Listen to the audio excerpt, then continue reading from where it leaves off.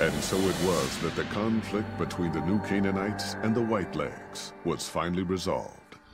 The courier's involvement had tipped the scale, shifting the fragile balance of power.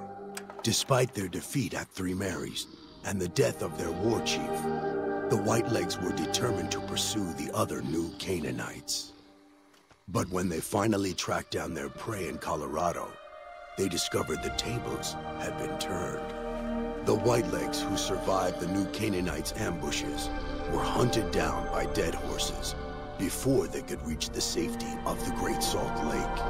When word of the Whitelegs' diminished numbers reached the 80s tribe, war was declared. And by year's end, the Whitelegs had been wiped out. The Sorrows fought beside Joshua Graham and the dead horses, eradicating the threat the Whitelegs posed to Zion. When the courier and Joshua Graham felled Salt Upon Wounds, their victory was celebrated with a great feast. The Sorrows' transformation from a peaceful, timid tribe into a proud and warlike people broke Daniel's heart.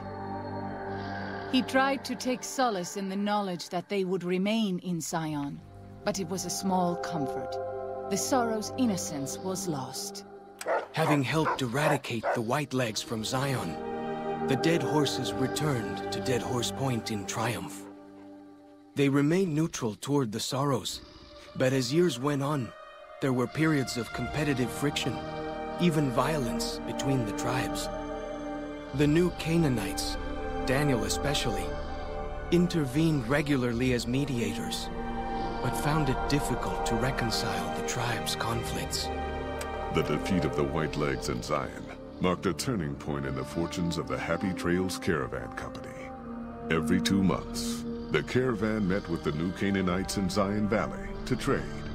Happy Trails soon returned to prosperity.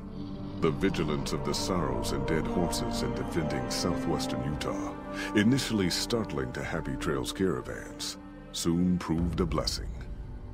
The tribes united against the 80s, driving them back from Highway 50, and thus opening yet another trading route for Happy Trails caravans.